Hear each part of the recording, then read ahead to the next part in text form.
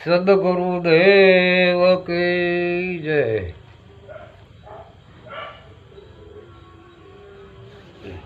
શ્રી ગણેશાય નમઃ, શ્રી સરસ્વતીએ નમઃ, બજરંગ બલીએ નમઃ.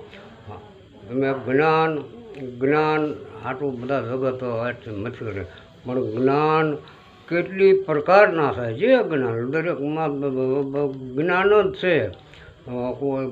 કોઈ જ્ઞાન વગરની વસ્તુ ખાલી નથી. તો એના રસ્તા બધા અલગ અલગ છે. જેવું જ્ઞાન લેવું હોય એવું મળે, અને જે બનવું હોય એ બને. આ દેહને તો એક કલ્પ વૃક્ષ કીધું છે. તમે કલ્પો એવું થાય, આ કલ્પ વૃક્ષ જ છે. જેવું કલ્પો એવું થાય. જેવી ડિગ્રી મેળવો એવી ડિગ્રી મેળવો, એવી નોકરી મળે, એવી જ રીતે આ આત્માનું છે. બ્રહ્મા વિષ્ણુ બ્રહ્મા ગુરુર વિષ્ણુ ગુરુર દેવો મહેશ્વરમ સાક્ષાત પરિબ્રહ્મ તસ્મે શ્રી ગુરુએ નમઃ. હવે આ ત્રિગુણી માયા છે. એમાં ત્રિગુણી માયામાંથી તો ઘણા બ્રહ્મનિષ્ઠ થાય છે. બ્રહ્મ તત્વને પામી ગયેલા બ્રહ્મત્વ પામે છે. બ્રહ્મનિષ્ઠ કહેવાય છે. ઘણાને 108 લાગે છે, ઘણાને 1008 લાગે. આવા બધા ડિગ્રીવાળા સંતો જે જ્ઞાન પ્રમાણની બધી ડિગ્રી આવે છે. તો હવે એમાં ડિગ્રીમાં તો શું લેવું? અને આ સનાતન ધર્મ જે કહેવાય, સનાતન ધર્મ તો પ્રથમથી જ છે. આ કહેવાય બ્રહ્માજીને આદેશ આપ્યો કે તમે સૃષ્ટિની રચના કરો. બ્રહ્માજીએ સૃષ્ટિની રચના કરી. તો પહેલાં સપ્તઋષિ રચ્યા, સપ્તઋષિ બનાવ્યા. તો હવે સપ્તઋષિમાં તો કોઈ જન્મ મરણ નહીં, તો અમર જ. આ તો કે આમાં તો કાંઈ સૃષ્ટિની બધી વધારો થાય જ નહીં, એ શું કામનું? તો પાછા તપસ્યામાં બેસી ગયા બ્રહ્માજીને ભોળાનાથને પ્રસન્ન કરીને. ભોળાનાથે પ્રસન્ન કર્યું કે આમ છે પ્રભુ, આ સૃષ્ટિ પણ વધારો વધે નહીં. તો એવી કંઈક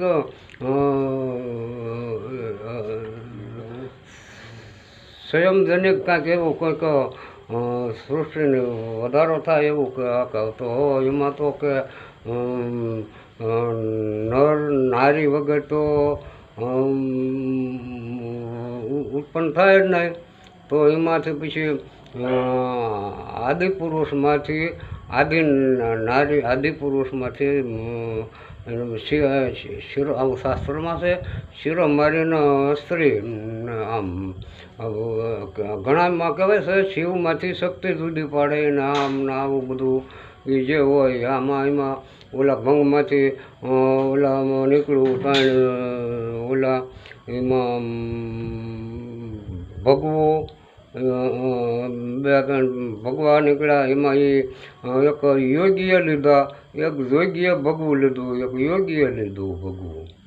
અને સફેદ રંગ છે બ્રહ્મનો રંગ. તો એના નેત્રે પણ સફેદ જ ચડે. આ ત્રિગુણી ભક્તિ, આ ત્રિગુણી માયા છે. એમાંથી જે રસ્તે જે ગુણ પકડો એ જે પકડો, જેટલું વધો એટલું વધારે. આનો તો કોઈ આરો તારો નથી જ્ઞાનનો.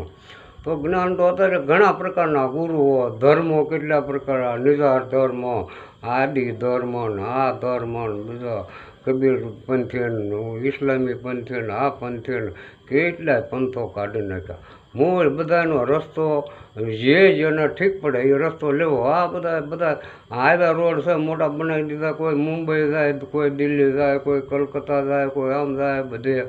પણ મેન રોડ એવામાં તમારે જેટલી સ્પીડે હાલવું હોય એવા રોડ માથે જવું હોય તો એના ટેક્સ ભરવો પડે. આપણે ધારો કે અમદાવાદથી મુંબઈ જવું હોય અને તમારે 300ની સ્પીડમાં ગાડી હાંકવી હોય તો એના ટેક્સ ભરવો જોઈએ. તો એ રોડે હલાય અને 300ની સ્પીડમાં ગાડી જાય. એવી રીતે આ બધે જે પદને પામવું હોય ન્યાયના ટેક્સ તો ભરવાનું આવે જ છે.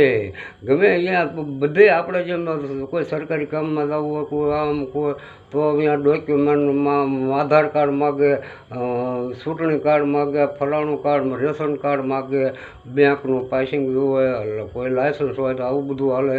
બધા દરેક વસ્તુમાં જ્ઞાનમાં તે ડોક્યુમેન્ટ તો જોવે જ છે. ડોક્યુમેન્ટ વિના જવું નથી. આપણે આ દેશમાંથી બીજા દેશમાં જવું છે તો વિઝા કઢાવવા પડે છે. કઢાવવા પડે એટલે આપણે તે આ દેહ ગતિ મૂકીને આ જુઓ કેટલાક ચાર દેહ કીધા: નિજ દેહ, સ્થૂળ દેહ, સૂક્ષ્મ દેહ અને કારણ દેહ. ચાર દેહ કીધા. એમાં આપણે આ દેહ મૂકીને ઓલું જવું તો એ દેહના વિઝા કઢાવવા પડે. વિઝા સિવાય તો એના પ્રવેશ મળે નહીં. તો એ વિઝા જેને કાઢ્યા એમને આગળ જતા આગળ વધતા એ જાય છે. બાકી કંઈ ખોયા વિના કાંઈ જડવાનું નથી. વિઝા દેવા પડે, ડોક્યુમેન્ટ દેવા પડે. કાયદો એવો ગયો આગળ જવાતું જ નથી. તો જિજ્ઞાસુ જે હોય જિજ્ઞાસુ એ અહર્નિર જે જિજ્ઞાસુ એ તો ગાંડા થઈ ગયા. ગાંડાની વણધાર. ઓલો ગાંડો ને ઓલો ગાંડો, નરસિંહ મહેતા ગાંડા, મીરા ગાંડી, મેપો ગાંડો, ફલાણો ગાંડો, ધનો ગાંડો, કેટલા ગાંડા થઈ ગયા. આ ગતિનો કોઈ પાર જ પામે એવું નથી. એટલે આ તો અને કુદરતે માનવને તો એટલી સત્તા આપી દીધી છે કે એ જે ધારે એ કરી શકે, જે ધારે એ કરી શકે.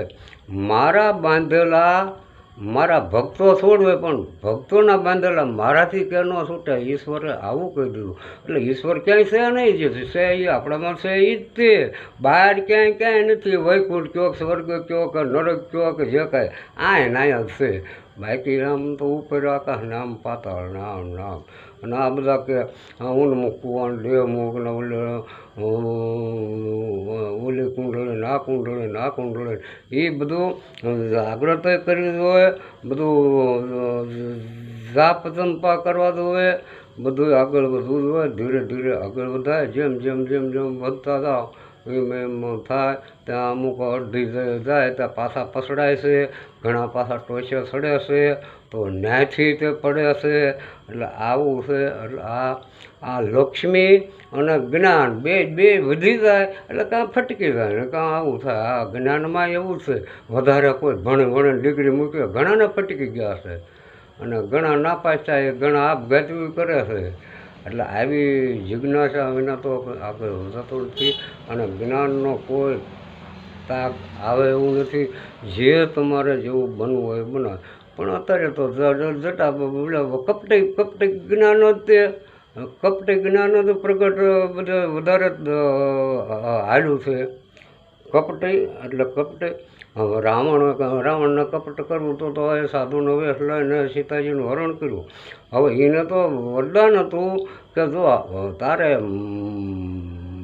મોક્ષ મેળવવો હોય તો હાથ અવતારે અને તાત્કાલિક મેળવવો વેર ભાવે તો 3 અવતારમાં. એટલે રાવણે સમજીને જ આ બધું કર્યું હતું.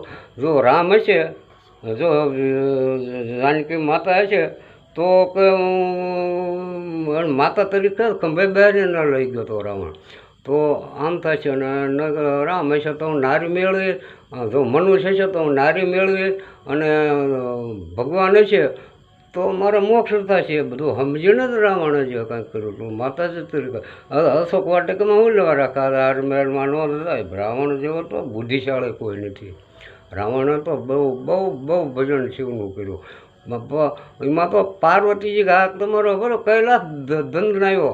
આ કે શું થયું કહ્યું કે મારો ભગત આવ્યો. પણ આ ભગત કહેતા અહીંયા ના પાડી દીજો. અહીંયા ન તમે ના દેજો પૂજા કરાવવા. અહીંયા ન આવે ના પાડી દીજો. આવા કે ભગત હોય કે તો પછી ત્યાં તો રાવણને કહેતા હવે તું તારે ન્યા આવી ચાલે આ લઈ જા. તે બાણ આપ્યું શિવલિંગનું અને લઈને જતો મારું કે આ બધું વિષ્ણુ ભગવાન કે આ ન્યા તો લઈ જશે તો આને આટલું તો અહીંયાથી આવીને આટલું કર્યું તો ન્યા લઈ જશે તો હું કઈ ગતિએ પહોંચશે. આપણું કાંઈ નહીં હાલે. આપણે નહીં કે વટે જશે આવું થાય ને કે હવે આ કેમ છોડાવવું કે હવે કંઈ. પછી બ્રહ્માજી પેલા વિષ્ણુ ભગવાન આવ્યા, બ્રાહ્મણનું રૂપ લઈને આવ્યા અને આને લઘુ શંકાનું થયું. તો ઓ ભૂદેવજી ઓ બાપા આવો અહીંયા આવો કે તો હું આ કે તમે આ રકાણું કે લઘુશંકા કરવા દો તો કે આ તો કે વજનદાર છે, હું બહુ ન ઘડીક રાખી કે હું કહું એટલે પાછા આવી જઈજો કે હો વાંધો નહીં, હું લઘુશંકા કરીને તરત આવું. તો એ ઉપાડ્યું ને ભગવાનને તો ના એ તો એની માયાને તો કોણ પાર પામ્યું છે. એ તો રાવણ લઘુશંકા કરવા બેઠો તો એમાં નદીઓ વહેતી થઈ ગઈ. આવું શાસ્ત્રમાં છે, નદીઓ વહેતી થઈ ગઈ. એક હે રાવણ, હવે આ મારાથી ક્યાં નથી ઉપડતો, હું મૂકી દઉં છું લડ ઊભું કેમ થાવું. અને પછી એ તો ના મૂકી દીધું. એટલે શિવલિંગ ના રહે. એ કયા શિવલિંગ હોય એ તો મને ખબર નથી.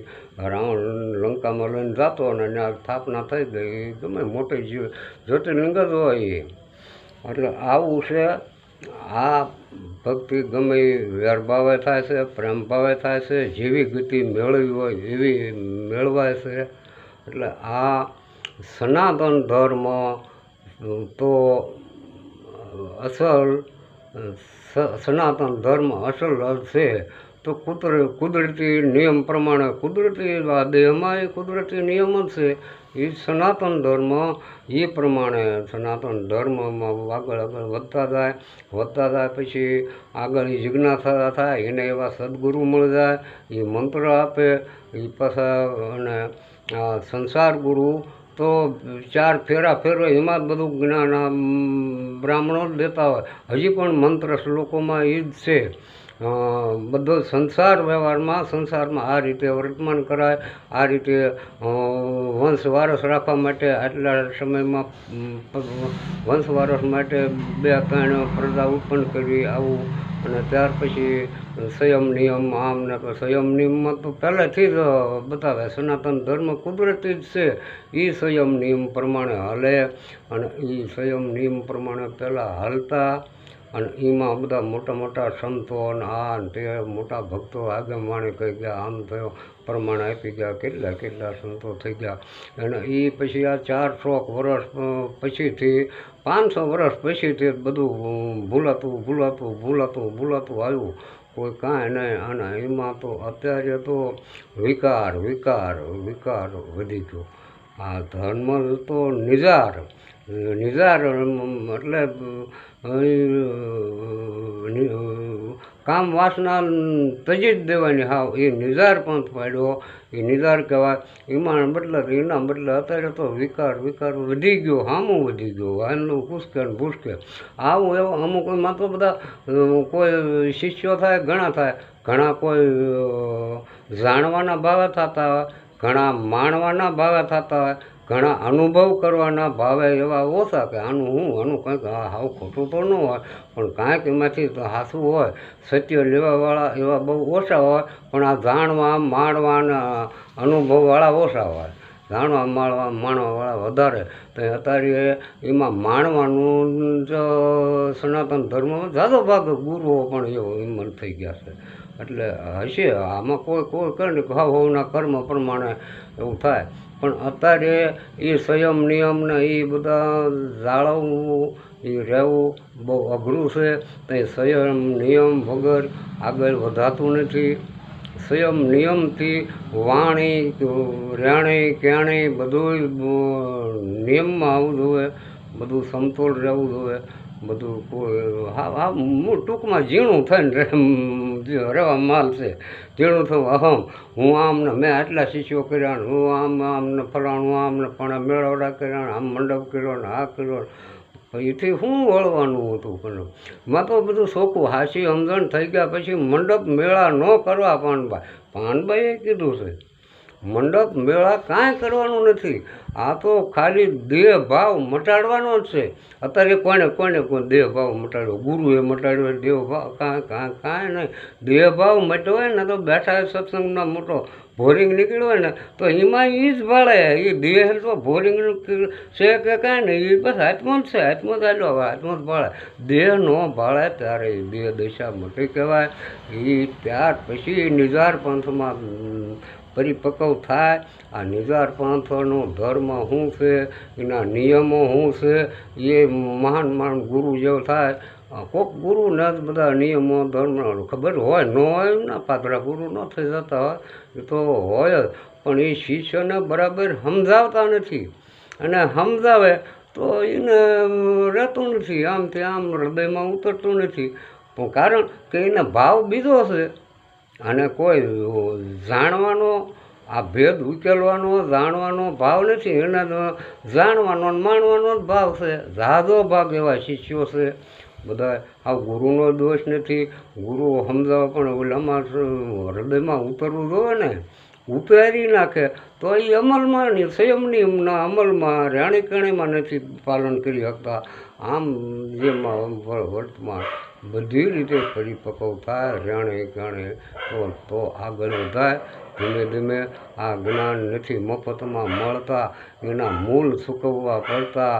કોઈ કેટલા ભરી સભામાં નારીઓ વેચી, હરિશ્ચંદ્ર જેવા એ નારીને વેચી પોતે વેચાણા, શેલૈયાને વધેરો, આમ વધેરો, એ બધું સમજવા જેવું છે, જાણવા જેવું છે. એ બધું સંકટ આવે, આમાં બધું થાય. ધર્મ સંકટ આવે, એમાંથી પાર ઉતરવું જોઈએ, એમાં ડગવું ન જોઈએ. આવું બધું બહુ આ ધર્મનું પાલન કરવું બહુ અઘરું છે, બહુ અઘરું છે. વળે સંસારમાં રહે ને જંગલમાં આવી ગયા સાધુ સંતો તો ઘણા પામી ગયા, પણ આ તો સંસારમાં રહીને જાણવું માણવું બહુ અઘરું છે, અઘરું છે. અને જે સાધુઓ સંતો અમુક યોગીઓ થઈ ગયા એ ધૂણા દખણ પડ્યા એને દાણ ખાવું નહીં પીવું નહીં. એ તો 200 વર્ષના 500 વર્ષના હજી સાધુ હશે. મેં સાધુ જોયા સિંહોરમાં લક્ષ્મણ ચૈતન્યજીએ કોટીચંડી યજ્ઞ કર્યો હતો. એ યજ્ઞમાં અમે ગયા હતા. ઓહો, એ ભંડારે ને બધે આંટો માર્યો, અને સાધુઓને આન પંટા સાધુઓ તો પગના તળિયે વાળ ઉગી ગયેલા જોયા. આમ ઇન્દ્રિય બાંધીને ઇન્દ્રિય ટીંગાતા હોય, અને આવા બધા ન્યાણ તો ન્યાણ તે સાચી હેઠે તો ન્યાણ આવી ગયા. આમ નામ રાખીને તારે ન્યાણ એ આંખું દેખાય એવા સાધુઓ મેં પછી ક્યાંય જોયા જ નથી. જુનાગઢ 10 વર્ષ રહ્યો, એ બાજુ માણાવદરના 10 વર્ષ રહ્યો, મીતળી માણાવદર, પણ ક્યાંય સાધુ એવા જોયા નથી. એટલે એવા સાધુ સંતો છે એ ગતિને બધું પામી ગયા. આવું બધું જે ગતિએ પામવું હોય એ બધી પમાય, પણ આપણે ભાવ કયો રાખવાનો? અલખનો મિલાપનો. અલખ એટલે નિરંજન નિરાકાર જે કહેવાય એ આપણે ભાવ નિરંજન ભેગું ભળી જવાનું. તો ક્યારે ભળાય? તમે એમ હવામાં ઉડી શકે તો આ શબ્દ બોલવી છે એ તો તમને કાને બધું અખડાય, સંભળાય પણ દેખાય ખરો? દેખાતો નથી. અહીંથી ઠેઠ અહીંયા બોલવીને અત્યારે આ બધું સંભળાતું હોય, ઠેઠ દિલ્હી કલકત્તા બધે સંભળાતું હોય. હવે એનો કોઈ નાશ નથી, એની ઝડપ જુઓ, આ બધે સંભળાય. એટલે આ તો ભાઈ જ્ઞાનની ગતિ બહુ ગહન છે, અને બહુ સતગુરુદેવ કી જય.